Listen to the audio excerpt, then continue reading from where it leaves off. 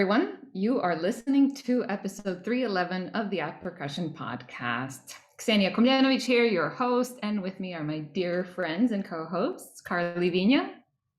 Hey, Ksenija, how you doing? I'm freaking out. This is the best holiday episode ever. How are you? I'm doing well. That's good. Are you already on your break? Not quite. We're pushing through finals week this coming week. But by the time this episode airs, everyone should be on break. Everyone should be on break by then. That's true. And our latest addition to the podcast, the wonderful, beautiful Pickering.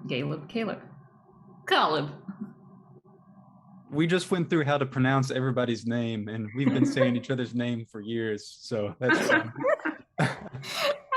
all I want, Ksenija's freaking out over Wave Quartet is all I want for the holiday season. This has been the highlight of my week. I mean, I did public speaking like everywhere, and I'm so cool. And then they show up, and I'm like, what's my name? I'm gonna mispronounce my name. Well, anyway, we are going to be releasing this episode on December 23rd. And we're going to skip music history today because we really do have way better things to do. And we have such special guests here. So I'm just going to move along and introduce them. They're known as some of the most incredible percussionists the world can see today. And they like to join forces in chamber music, which is so special and my favorite thing. This ensemble has been in existence for over 10 years and has performed in every great hall imaginable, completely unnecessary to name them. Their recordings, their live performances, their commissioning contributions to the percussion community are some of the most important ones we have today. And everybody, as you heard, because Caleb here spoiled it for everybody. But this day has finally arrived. We have the most beautiful Wave Quartet with us. We have Bogdan, Christoph, Emiko, and Nico with us. The whole quartet is here. Everybody, welcome. Thank you so much for being on the show. Thank you. Happy to be here. Oh, it's so lovely. We have so many questions for you. Social media freaked out also when they heard that you're a guest. So we're just gonna get going. And we're gonna start with Bogdan telling us a little bit, please, about how the quartet got formed. Well, it was about 13 years ago. And it was actually a tryout. I was playing a lot of solo before, and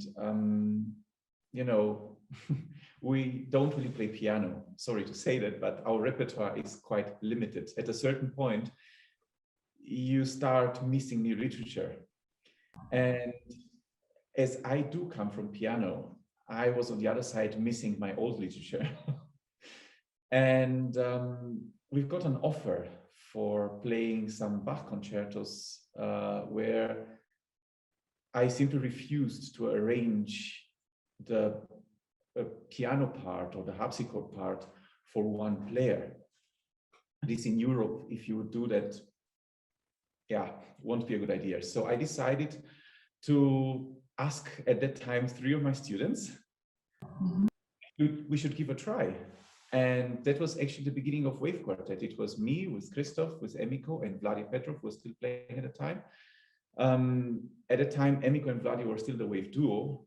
That's why, Wave simply became wider. And we have arranged the C major concerto by Bach for 4 marimbas in the end, without losing one note. So simply one of us playing the left hand, the other one the right hand, but that's why the wave switching. So we never had one soloist and someone that is accompanying, but it was always switching. And we have added some other pieces to that, and we had our debut concert with it. And it was quite an experience, quite a positive experience for all of us.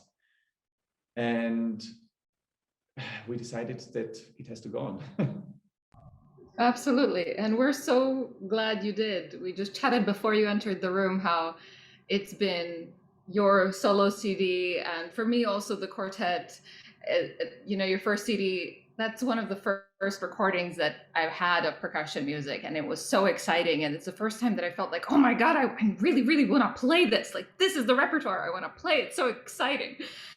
So we're so happy you stuck with it. Thank you so much. So let's ask Christoph then, since he's been there from the very beginning, how has the ensemble evolved throughout the years? Because 13 years, that's a marriage. That's a long marriage. Well, in the beginning, I was very young. Now I am not anymore. I'm actually losing my hair. Before I start answering the question, I have to excuse us. I think for everyone who is watching on YouTube, at least, that we are like partly in winter clothes. It's because we are in our practice room, but sadly the heating system has a problem, and so we decided not to freeze over the next hour. But anyway, about the development, I think in the beginning it was just, I mean, for me it was a completely different perspective, because I was 15 years old at that point, and I had the chance to play with Bogdan and also with Vladi and Emiko, which had just won a competition and who were already so much more experienced on the instrument than I was. And it was just for me a huge possibility to learn, actually, and I was enjoying it a lot, because I think that's one of the best ways actually to learn from other people, to play together, besides all other teaching which sure is necessary, but just to play together and try to take things over helped me a lot.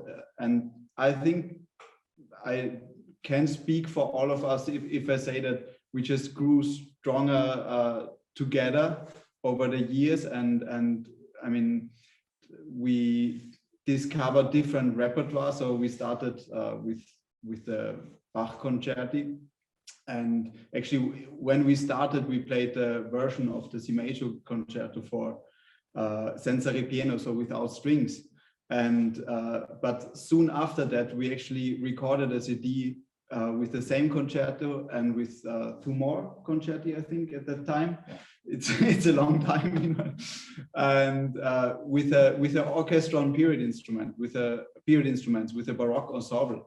And that was for me the next step, or the next challenge, because to adapt the marimba in a way that it really fits together with those musicians that are so into so deep inside this music, requires quite some work. And I'm also so thankful to Bogdan that he always encouraged us to read about Baroque music in general, and not just play the notes, but to really delve into it.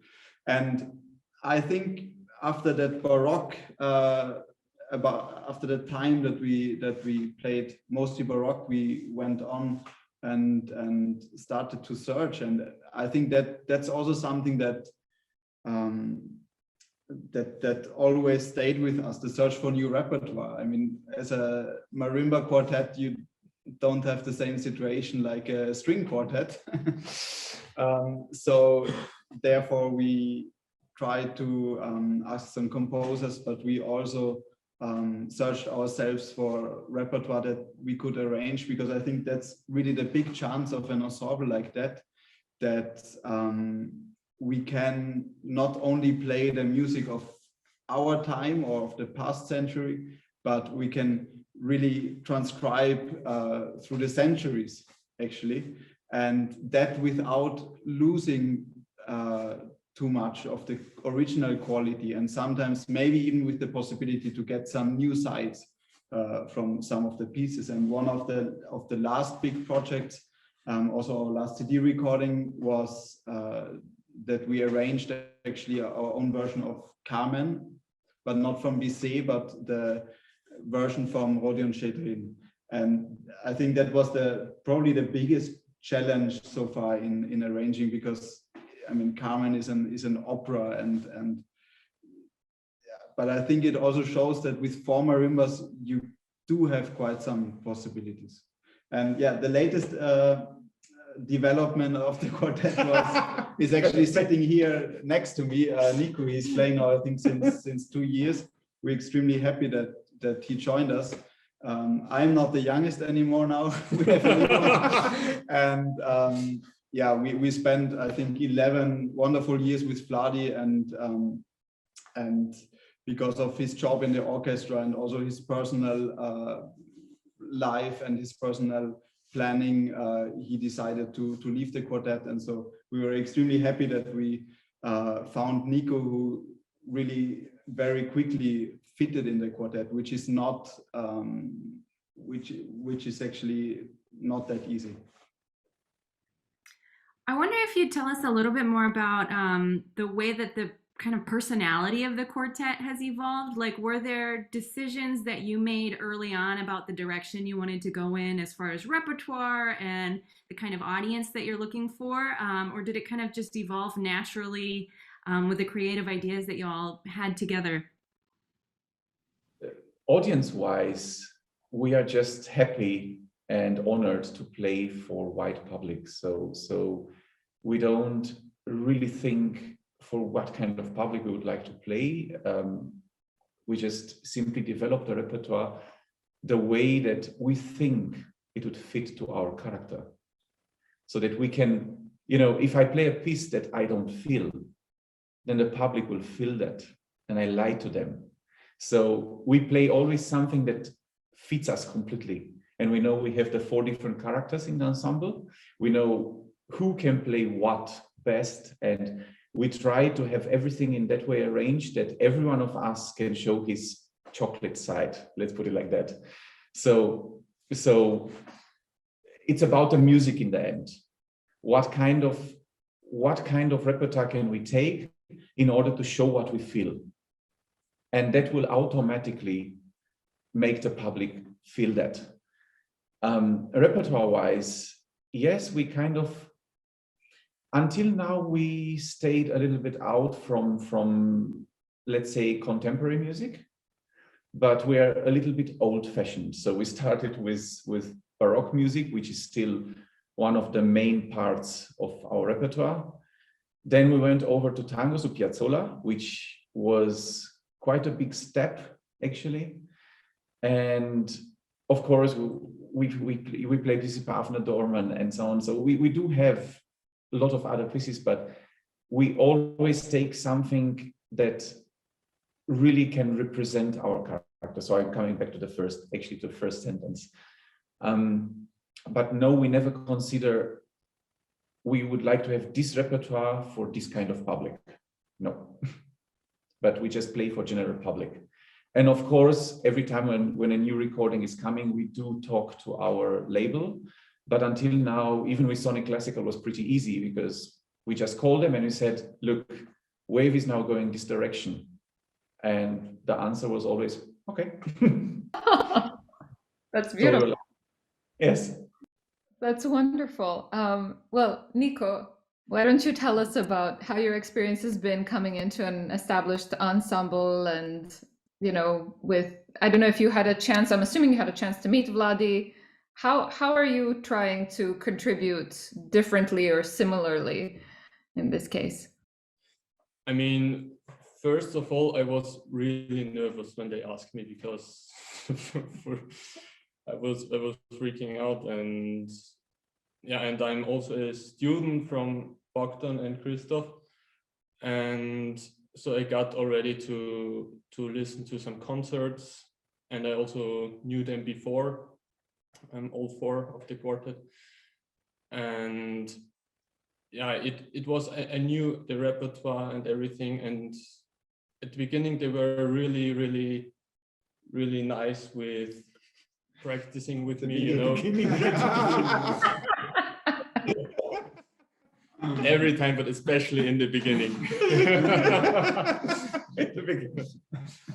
No, and for me, actually, it was quite amazing, because the fact that they played before for such a long time made it easier for me, you know. I just had to adapt what they were doing, and I also had the chance to bring myself in to the quartet.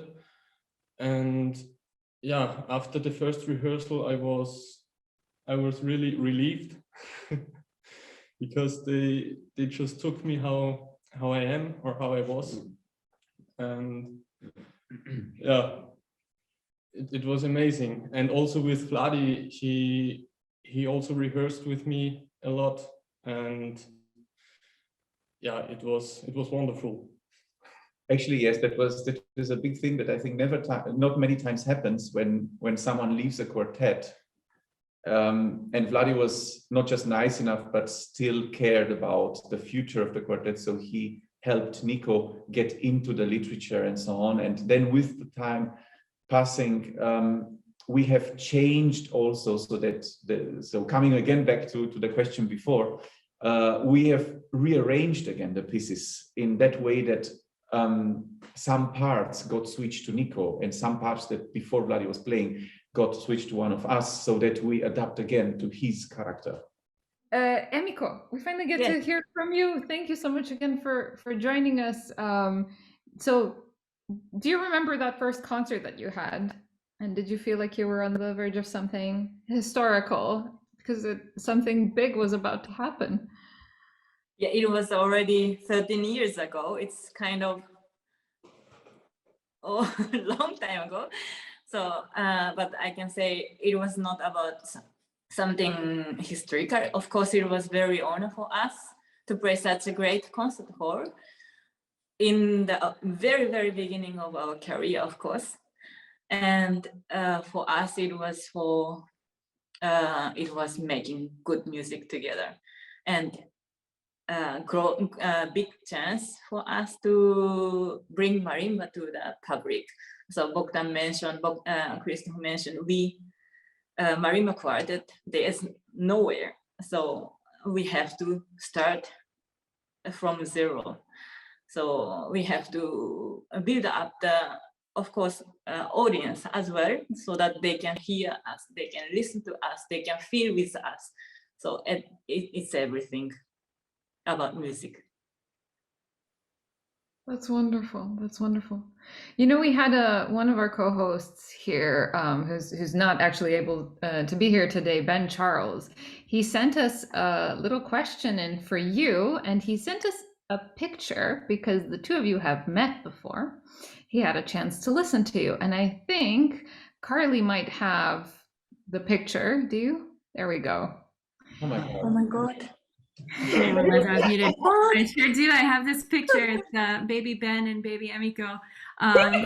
So Emiko, Ben, here's what Ben wrote to us to share with you.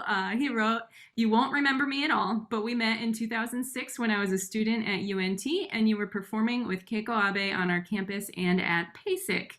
And then he wrote, "Please show photo and laugh." And he said, "I can only imagine that with the lineage of Keiko Abe students in the Wave Quartet, Miss Abe's artistry is a huge influence on your playing. Can you tell us how she has shaped your thoughts on playing the marimba?" So Keiko is like, well, for me, it's like mom. So she taught me everything. I met her when I was 10 years old. And since that point, I was coming to her private lesson. And she is a bit different like than Bogdan, how she is teaching. She's always playing with students, and her lessons are always open for everybody. So anybody who wants to listen to her lesson, everyone can come in. And she's improvising with students. She's sharing her music a lot and sharing with students a lot of sound possibility. But she's just genius, like really genius, so that student couldn't understand sometimes how to play. Bogdan teaches a lot of technique. He tries to, how can I say, with logic, the physics logic and everything, how to use the wrist and so on. He tells us so much sound colors and possibility, but Keiko just play and so do it. And the students say, how? Yeah, you do it. That's it. Is it difficult? for you. That's everything, how she is teaching.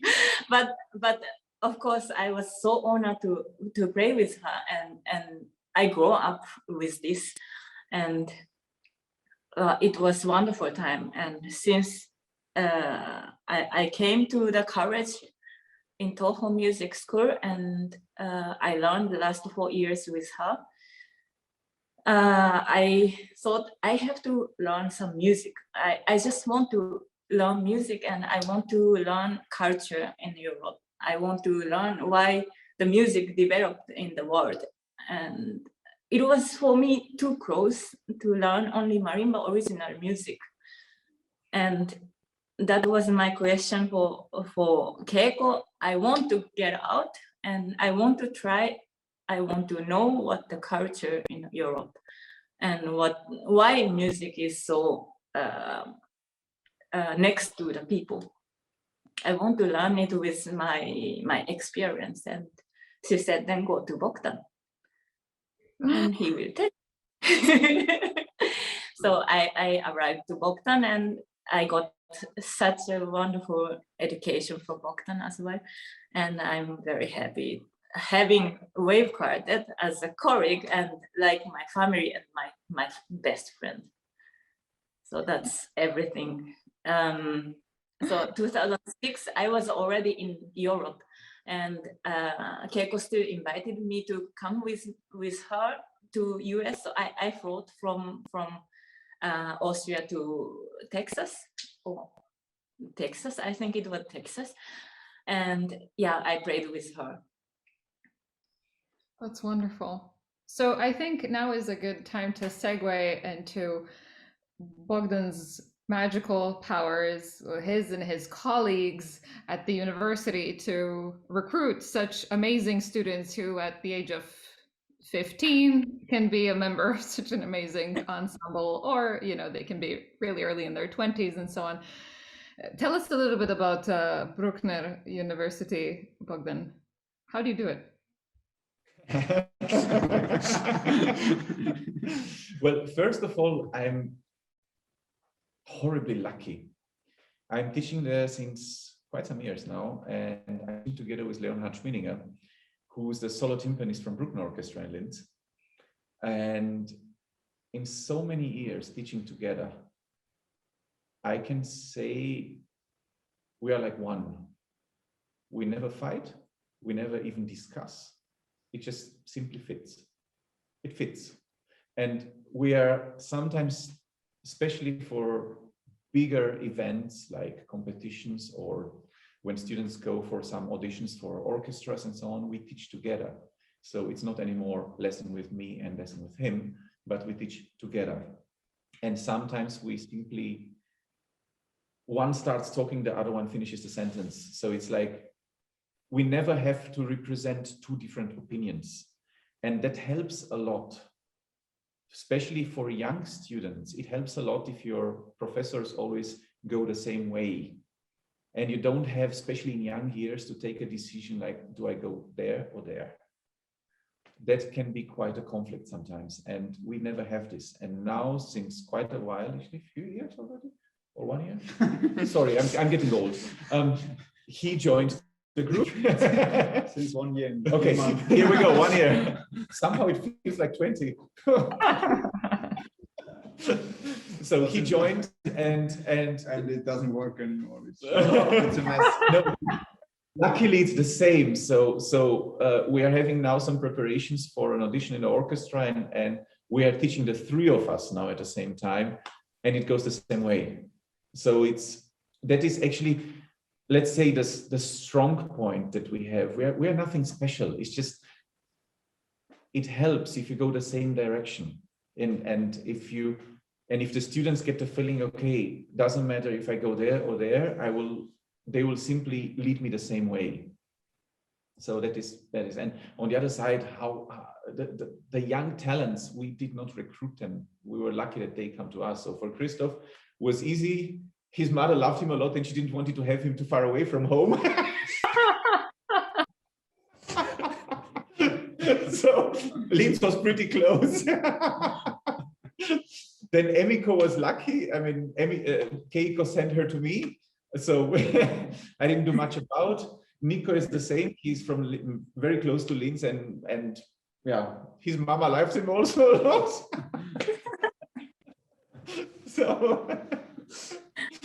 So yes, and of course it helps. So for example, we had fantastic students over the years like Martin Grubinger and him here and Kai Strobel, and so big names that are now serious solists out there.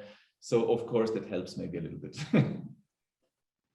So much of what I'm hearing you say, both about the quartet and your colleagues and students, is that it's about the right fit, you know, personality wise and musically. It's just about finding the right fit.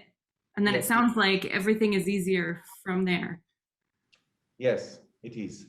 So clearly also, I'm not sure if this is common in the US, but for us, it's also not common very much in Europe, but for us in Linz, we decided from the very beginning that we do it a little bit like in a modern orchestra.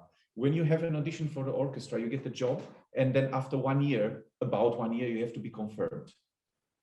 And that's the way that Linz works, the university. We get the new students, and we sit one time together after 6 months, and then after 1 year, we have the final decision. The students know about this from the very first second. So when they come to the audition, we already tell them that that's the way Linz is functioning. And it's not just, you know, it's not just about us. It can be that we don't fit with the student, but also it can also be that the student thinks after a while, that's not really my line. I'm not happy with that. So it has to be both ways, you know, it has to go like that. If it doesn't, then even if the student is a fantastic player, but if I cannot help him, then it's lost time for him. So as a student, you have a window of how many, 4 to 6 years, and that's where your life has to start. And if it doesn't, but you're spending most of the time thinking like, I'm not sure if I agree very much with what they tell me or the way they lead, that doesn't matter how much success we had before or how much success we have as a player. It has to fit with that one person. And if it doesn't, then after 1 year, we just separate. Yeah, that's very kind and very fair, and it's a beautiful way of thinking. However, I think whoever is that student who leaves is silly.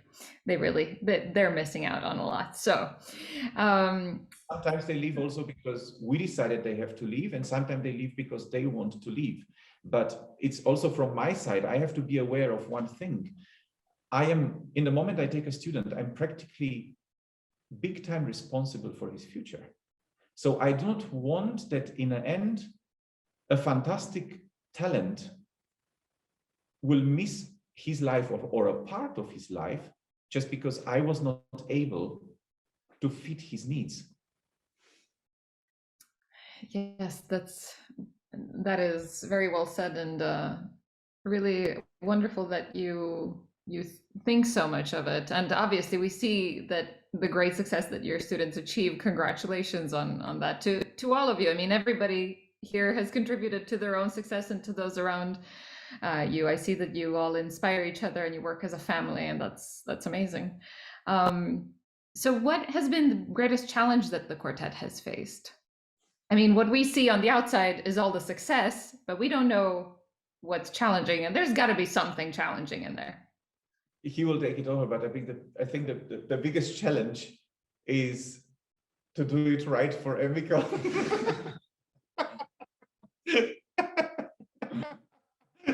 Ooh, I'm going to get beaten after this. By the way, did we actually explain why Emiko is like separated from us, or should we? Yeah. Maybe at that point, it's a good time to say that.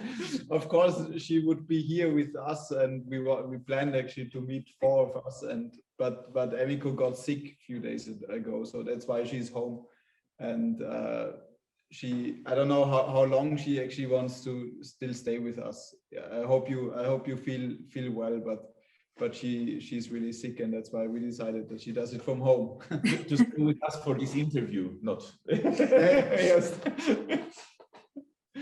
We appreciate it. So for listeners who are not watching, if you were on YouTube, you'd see that, you know, you have Bogdan and Christoph and Nico in one room, and then Emiko is separate. She's not in the castle with a scarf on and a jacket on, not because she likes to be comfortable, and not because she likes to only be warm, but because she joined us from home because she's sick. But so lovely of you to join us anyway. Thank you. My pleasure. So has this been the greatest challenge? Yes. No, the greatest challenge is his humor, Bogdan's humor. And besides that, of course, there are many challenges that you face. I mean, I think as a musician in general, but especially also as a quartet, like, first of all, I mean, there have not been so many role models, I think, for a marimba quartet, and we really try to establish ourselves in the classical music scene. And of course, in the beginning, for an organizer, it's like a marimba quartet. What is that? I mean, they might have seen a percussion ensemble before, but there's still a difference between that and. So I think that was one of the challenges in the beginning also, and might have been one of the reasons why we tried to do recordings actually quite at the beginnings, to have some documents to show also people that cannot imagine what the marimba quartet could be. And of course also, I mean, like Bogdan said at the beginning, Vladi, Emiko and me, we were all students actually of Bogdan, and Emiko came from Japan, Vladi came from Bulgaria, I came from 130 kilometers. It was from Salzburg. But of course, I mean, it was not clear from the beginning, I think, that Emiko will stay in Europe, for example, or if Vladi really wants to stay in Austria and not go back, like these kind of decisions as well.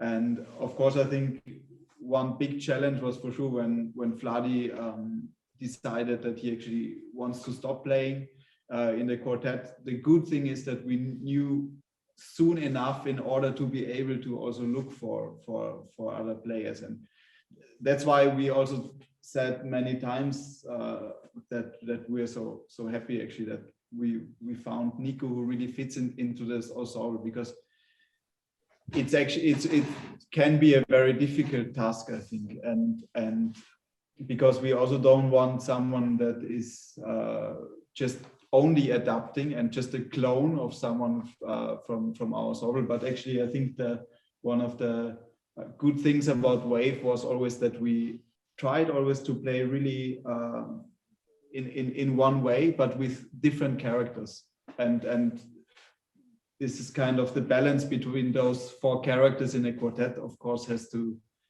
fit. I mean, you also spend so much time together, so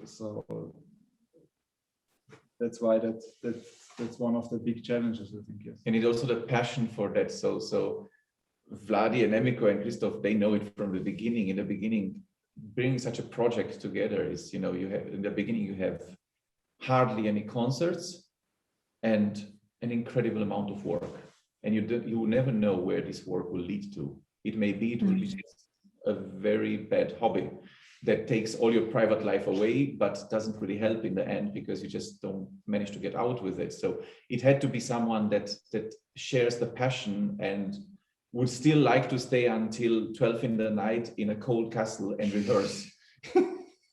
Exactly. I think we faced that also really much. As you see, we are really close friends. We are like really family. And since 13 years, if we are meeting every day and we are changing opinions and everything, then you find some conflict, of course, in you, and something is not working. But we talk open and we were discussing, and we still. Sometimes we hate each other, but still we love from bottom of my heart. I love them, so I don't care how they think, but I love them like really, really much. That's why I mean, my promise with Keiko was that I come back to Japan, but I couldn't live anymore out of quartet, so I decided to stay. That is my thing. So. Oh, but that's so lovely. That made me cry. That's. Oh, I'm sorry. No, don't be. It's so beautiful. I mean, I think. Sorry, now to take any time from you talking, No but problem. chamber music is only special when it happens with those people that you love, that you're also allowed to hate sometimes because they drive you crazy, but that is the so much. that is the thing. And Yes, for you, we stay together, yes. And we had a tough time, of course, but I think because of that we developed a lot, and with that we have a wonderful career. And you heard now the Bruckner, how Bogdan is teaching. That is very, very kind of special. I couldn't imagine from Japan that there is something that way that people can teach students like that way, and I'm very, very happy. So even if I'm not there anymore, they know me really much, and they have everything what I want to say. So I will leave you, and thank you so much for giving us this opportunity, and I'm very glad to see you guys, and hope to see you someday in the US. I absolutely hope so too. Thank you so much for joining us and for being with us, even though you're sick. We're really, really grateful. So lovely to meet you. And yes, we'll find you sometime. I hope you have an explosion of concerts in the future, so we get to listen to you everywhere. Thank you very much. Bye, thank you. Bye-bye. So all four of you are obviously very close, and so every great team consists of people who have different strengths to contribute, and obviously y'all all have a very shared vision. How would you describe each member's strength and contributions to the group? It's pretty simple, actually. From the very beginning, it was clear that me and Emiko are, let's say, the ones that will take more care of the repertoire. So terms of arrangement and anything else. So I was the one, I'm the old one. So I would always take care of the old music repertoire. Because you're old. Because I'm old. And Emiko would take care of mainly everything else. But so in the end, it would be like this, me and Emiko practically listening to tons of recordings from different things and talking together, and then presenting to the other two members in the very end few pieces that we would like to play, where most of the time, however, they had no choice because we have decided in advance. And then Christoph and Nico, so me and Emiko are pure marimba players. We don't touch any percussion. You did? You did? I did, but we don't. You know. Actually, you shouldn't say that, because you played in Musikverein in Vienna. Both of you played percussion. Yeah, when we played Dorman's concerto. I'm trying to forget that. What is this? We need to hear about this. No, I was a pianist, and Emiko the same, and we were both really so much on marimba, and of course I can play percussion. I was a student of Peter Sadlo. If I wouldn't have done that, it would have been a disaster. But I've done it, and I've done it with quite some passion to a certain point. But my heart always pulled me back to marimba, and it's the same with Emiko. And I think in a quartet where you never need more, so in our quartet, in our way of playing, you never need more than two players switching to percussion. So why would I do that when I have two of them here being serious percussionists? So so coming back to the strengths, clearly him multi-percussion, full power, Nico the same. And on top of that, they are both trying to organize the trips. So they are trying. Why trying? Because they are practically stopping each other from failing.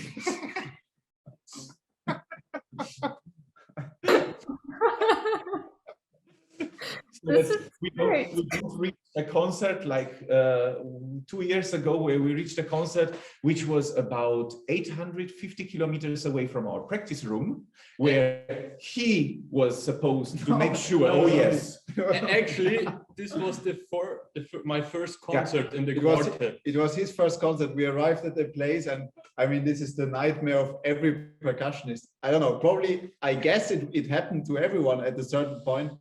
Maybe with something small, maybe with some big. Well, it was something small, but we missed a set of bars. Yeah, my set of bars.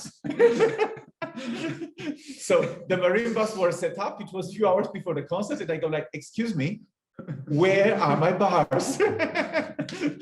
And they both tried to look innocent.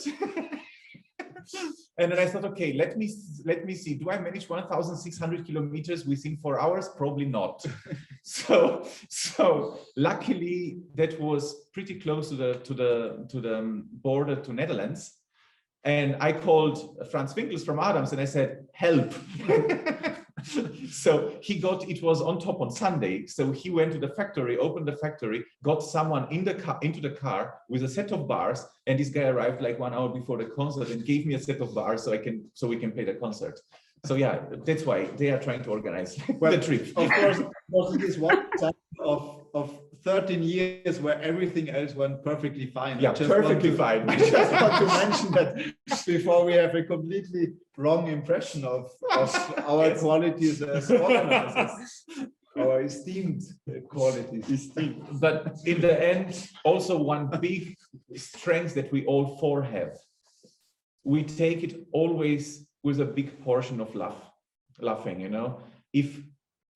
If you don't, I mean, if you start getting too serious about it, it's going to be a disaster in the end. So we had our times where everything was a bit, let's say, stronger. And now since few years, doesn't matter what happens, it has to be, there's always a way out. Oh, that's amazing. Okay, well, this is round number 2 when I cried, but this time was laughing. So I think we've checked all the marks. I've cried. That's amazing. This is my top episode then. So you mentioned that you didn't know the first time that, you know, you had the first concert, you didn't know whether this was going to be just a hobby that you're going to spend a lot of energy and time and I assume money on also, right? When did you know that this was going to turn into something special and that it's going to be a huge part of your career? I think we knew that it's special for us, even when it was only a hobby. And I think that's probably the biggest point, that you want to do it. Doesn't matter if you have success or not. Actually, I mean, Bogdan was joking before, but it was really the extreme passion actually for quartet. I mean, for chamber music and really trying to push it to a higher level, I think. And so for me at that point, I said before, I was just learning, and so I was happy about every minute that we rehearsed. But I think in general, if you start such a project, it has to be mainly about the passion, and then the success will come at a certain point.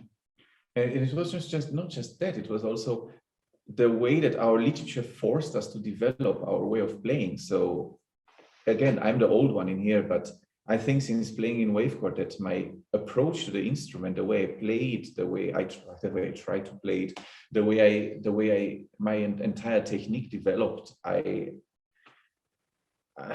it's a huge change. It's a huge change because suddenly you're not alone anymore, but you have 3 other marimbas, and you want to extend your range from playing that pianissimo where you can hardly hear it in the end of the hall, and in the next second this explosion that will make the whole, you know, vibrate. And how can you do that? We never use microphones. We do not want to break bars. We have the same instruments since ever without changing anything on them, and so all this, you know, it implemented a huge development for all of us. And I must say also for me, learning from all of them, also the other way around. So even if I was the one supposed to teach them, when you have someone aged 15 in front of you playing in the end the same things that you play, and you cannot just tell him do or die, but you have to adapt to it, and you have to find a way to make him come to the same level without the public realizing that he's so much younger than you. It's enough that they see that I'm so much older than him, but and then also implementing the fact, something that, for example, in Linz will never happen, that I force a student to change his technique. There are many places where you have automatically to play, which is nothing bad. I mean, it's clear, there are some fantastic professors out there that say that's the way, and I guarantee for a success, and their success gives them the right to do that. And I went a different way, also because of my impact with Keiko and so on. So then this came inside a quartet, where I realized that he was playing my technique, but Vladi and Emiko played cross grip, and I didn't want to change that. But how do you make then the 4 players sound the same, have the same sound character, same quality, same amount of sound and everything, so that this wave concept taking over from each other still works? So, and then of course, after a while, answering your question, concerts start coming in, and then Sonic Classical knocks on the door, and then you realize, okay, it starts moving. But that's fantastic, and so interesting to think about, again, how we on the outside, we have seen you as, you know, the top of Mount Olympus from the first album that came out, but there's so much work that's been put in the meantime, and you're constantly refining your sound, and the fact that you approach it with so much humility is so wonderful, just really, really inspiring to hear. So thank you for that. But, you know, talking about your quartet, you have broken out of the percussion niche. I mean, yes, percussionists, of course, know about your quartet and about all of you, of course, individually, but concert-wise, you're also so known and loved by wide audiences. And I wonder, you know, knowing the process from the inside, what is it that separates you from the rest? What is it that makes this ensemble special in that way? I mean, I think we are not the only percussion group that plays for a wider audience. I mean, and I think that's fantastic to see that there are actually more and more, and we are just one of them, and then really trying to make good music actually. And I can just say that also getting back to Bogdan and Leonhard as teachers, like one of the most amazing things is obviously how they explain, the way of playing, how detailed, also how they talk about sound, how they talk about the concept of using weight, and I think how much they are situated not in let's say a closed, if you want so, percussive side, but into a general musical side. And I think in the end probably that's what makes a big difference also, that you're really taking over also concepts from other instruments and trying to learn from pianists, trying to learn from violin players and so on. And of course, at a certain point, like what I said before, so if you want to play with the orchestra and period instruments, but you never learned about Baroque music, but you're maybe just playing the notes and not reading in between, then it will be difficult, then it will be a hard time. And that's what Bogdan also always encouraged inside the quartet, but also as a teacher, to get a wider musical knowledge. And I think that in the end, yeah, that's what really helps if you want to share your music with other people. But it came different. So for me, it came from Peter Sadler. I think I had probably the toughest professor ever possible, and I loved him more than everything. And I remember the first time when I was trying to tell him I would like to play Bach, and he looked at me and he was like, do it. So I came with a short prelude, and he just went like, okay, close the score. And he told me, you know, there are two ways. You either play Bach in that way, that the original, the players of the original instrument would be jealous, or you just don't do it. And I was like, isn't that a bit hard? It was apparently not hard, and I was very thankful for that. So he pushed me after this first try, he pushed me into studying harpsichord, not just a little bit, but just like for real. And I was again very thankful for that. And that's what we try, also what we do here, what makes us different. So we try, most of the things we play are arrangements in the end. And we try to do them in that way that is not just an arrangement, but it gives something new to the piece and it brings it alive. So I think that's, if you can say different, it's not a difference. It doesn't make us also special. It's just our approach. That's all. That's wonderful. Again, you just keep emphasizing about that love that you have for this music, and it's so evident. But I'd like to know where this love for chamber music comes from. And I was wondering, because I personally did not have the pleasure of meeting you in person, in fact, so sadly, any of you in person yet. I will fan person my way to your concert one day. But I was wondering if this is something that came from your roots, you know, from Romania, Bogdan, or if this is something that came from Sadlo, or where does the love for chamber music come from? It has nothing to do with Romania. No, it's clearly was Peter Sadlo, the first one to push me towards chamber music, with a simple reason, again, telling me that if you want to play solo, you have, again, two ways. He's very famous two ways.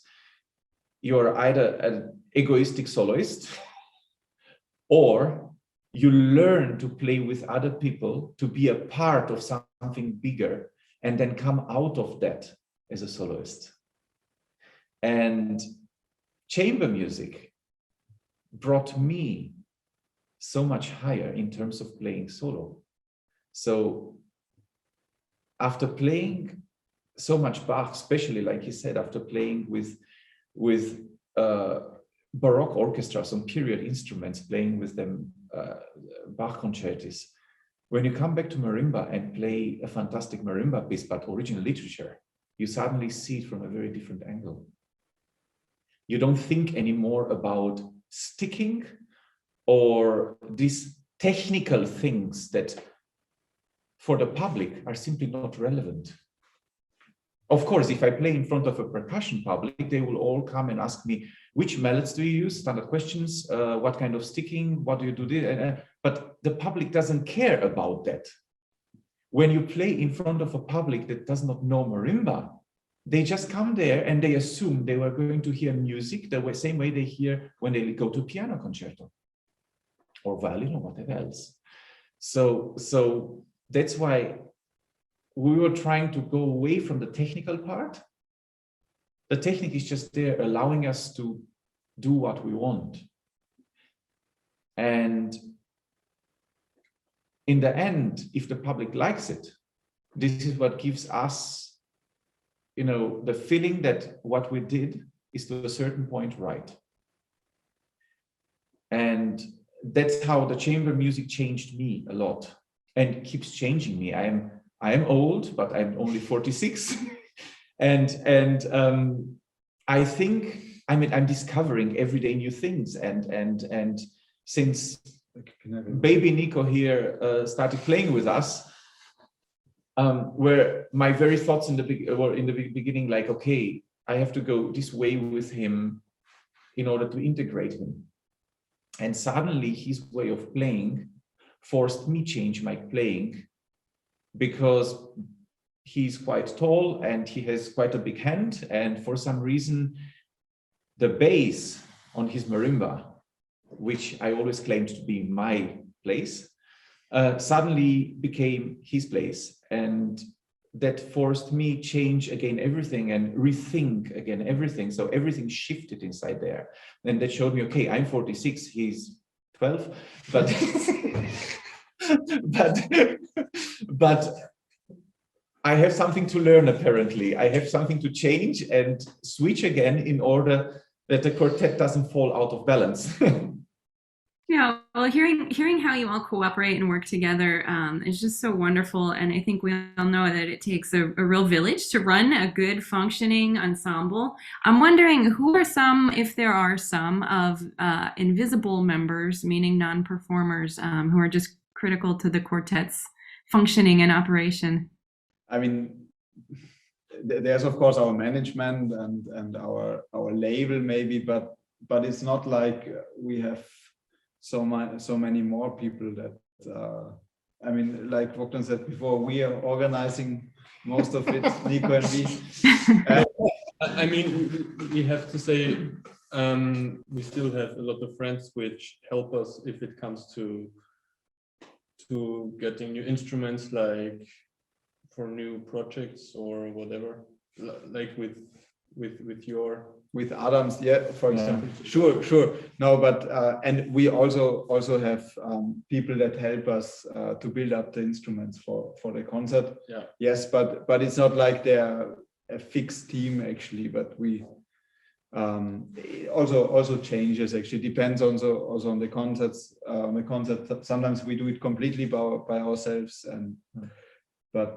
And actually, why a real team member wouldn't work very much in behind is that we are, all of us, very, from this point of view, a little bit unreliable, because we never have one thought, and this thought will go through the project. But sometime in the middle of the rehearsal, we decide, hey, but actually this fits better like that. Or when we planned a new CD with Sonic Classical, and suddenly we realize, this piece, and so also even talking to the booklet and everything. So in the end, giving something out of your hand, and then this person makes the work, but then they still have to run it, to bring it to us and double check. And in the end, is more work. So we, as it is still a passion for all of us, we don't see it as a work. So it's fun to do it. And we prefer to keep it like that. Yes, we have people that get some money in order to help us with carrying instruments and so on, especially when Emiko was pregnant and so on. It's clear that we need some help. But in terms of repertoire, the way we plan everything and so on, it's a do-it-yourself job, mostly. It stays in the quartet, actually. Yeah.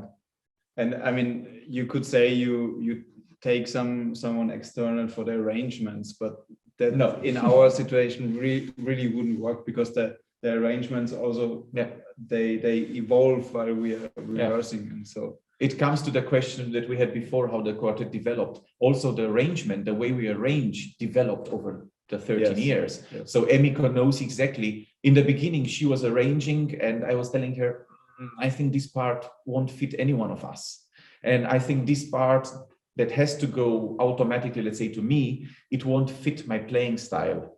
So meanwhile, when Emiko arranges something new, or when I have some new old music piece that I bring in, I know exactly the way, or she knows exactly the way to do it, and this will spare time in the end, way better than taking someone to arrange for us. Sorry if I just added, but we have the amazing luck that we have people for arrangement in the quartet that actually can do it also, like Bogdan with choosing the repertoire and arranging the old music, but Emiko also, like when we started with the tango project, and we wanted to arrange pieces by Piazzolla, we didn't rely on published arrangements, but we got the original CD by Piazzolla and his ensemble, and actually if there were different recordings, we searched for the recording that, because he changed the ensembles also, and we searched for a recording that was with an ensemble that would fit best. And Emiko was actually listening and writing down from the CD. Note by note. Note by note, and then we were starting from that to develop the arrangement further. So that wouldn't probably work so well if you would have someone external, and we can just be happy that we have those kind of qualities inside the quartet. Yeah. It's nice to hear. I think, as the public, we just see the finished product. We see the albums, we see the videos, we get to hear you play. So it's nice to hear some of the behind the scenes and the things that you're actually doing to make everything happen. Yeah, absolutely. And so thinking about, your first album, Aurora Borealis, to Carmen, how has your recording process, like the very moment that you enter a room, how has that changed? Because we'd all like to learn a bit more how we could do that better. And I'm sure you've learned something along those lines. So can you share with us, how are you better at it now than 13 years ago? Are we better? I don't know if we're probably our sound engineer is better. Actually, we have the same sound engineer from the very first. That's why he also developed, but he is for sure, like, in terms of, he's probably the closest person to our quartet, if you want, because we have the same sound engineer actually since the beginnings. And you worked even. Yeah, I started with him. My very first, I have recorded always with him, and he was always telling me, people want me when I record them, they come to me and they tell me, I want my instrument to sound like that. So he has to make the instrument sound like that. And we are different again on that. I don't want him to make the instrument sound like that. I want him to make my instrument sound 100% the way it does. I don't want him to miss one little overtone or whatever that my instrument would produce and get lost just because the microphone is in the wrong position, or the wrong microphone, or too less or too many or whatever. So he was experimenting over many, many recordings and many, many years, and we had quite some hard nights where he was throwing the score at me and I was throwing my melody at him. But yeah, where I was getting pretty nasty, telling him, I managed to record this with one single microphone and it sounded better than what you're doing there, which of course is not the best thing to say to a sound engineer. But it happens that he's actually my oldest and my best friend. So we know each other since I was 16. That's a long time. So he can really long. So as you can see, so that developed. On the other side, also our approach developed, because in the beginning we thought we record the CDs. Yeah, it's a recording, and that's wrong, because in the moment you play something as a recording, it will sound like a recording. And the latest recordings, they were not anymore a recording, they were a concert. So with the way we play, our approach going in, it's, I want to play a concert now. We don't start doing that around, but cutting bits and pieces and whatever, but we just play through and play through and play through. Also, we had kind of a rule with our sound engineer, because he was telling us, you can play 3 times through. But after the 3rd time already, we were hearing him from outside, like, boring.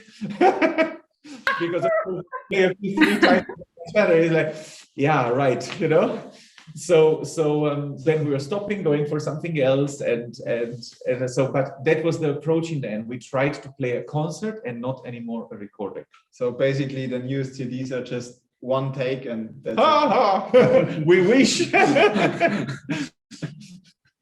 Of course, with the newest CDs, that made it more difficult, because if your goal is not to start cutting around, but more to play long takes, it will make it quite difficult. And also, our sound engineer was telling us also from the very beginning, he's not going to make a 12-hour craziness out of it per day. But he thinks, and I agree on that, after 6 hours with a break, it's kind of done. It's not, you don't have that energy anymore. And funny, you really hear that on the CD. We had versions that we've played after 7-8 hours, which were no wrong notes, altogether fantastic, but it was dead. Yeah. So how long did it take, for example, to record Carmen? How many days do you allot for a full album recording? That was a stressy one. 3 days? 3 days, but in those 3 days we had also the sound check included and the setup. And we just came. And in those 3 days, so we had to change the setups because we had to change the setup for Carmen. We had to change the setup for Dorman. We had to change the setups for the soft switch pieces. So we had practically every few hours to make a complete new setup, and we couldn't go back anymore to the old one. And this within 3 days of normal work, where the sound engineer would say clearly he won't work more than 8 hours, including breaks and so on. So that was a little bit of a tough one. Especially also because the sound engineer, we wanted to record in a concert hall, which is deep. We were lucky because we are in a castle here. And one floor down, the so-called night hall,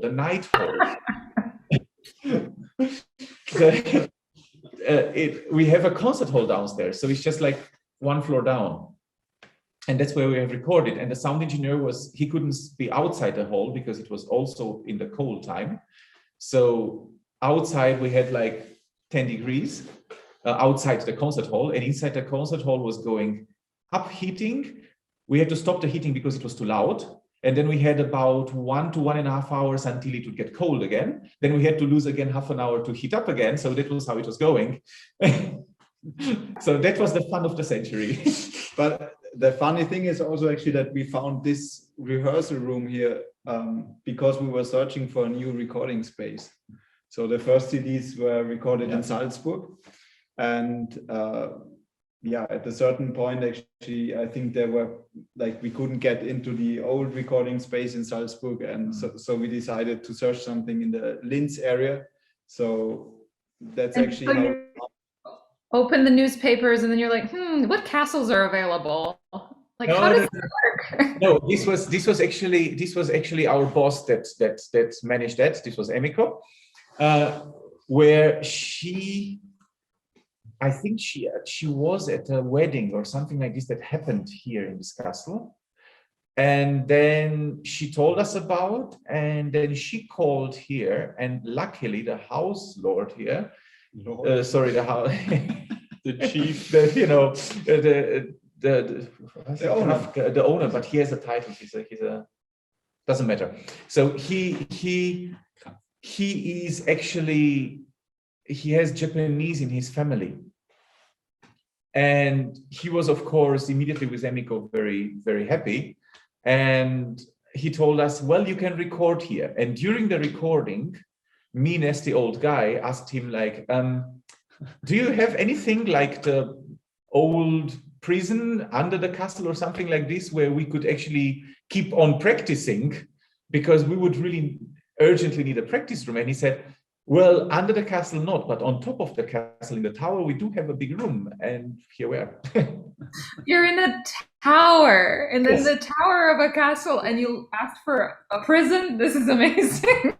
The ghosts of the castle sometimes. We feel like it's sad. It's dark outside. The views is fantastic. We are really on the top of a hill. It's a castle on the top of a hill, and from the top window you can just simply see everything. It's beautiful. It's not the usual percussion practice room. No, but we don't have an elevator, so we need we have full floors of Oh gosh. Okay, steps. We do. Okay. I'm just kidding.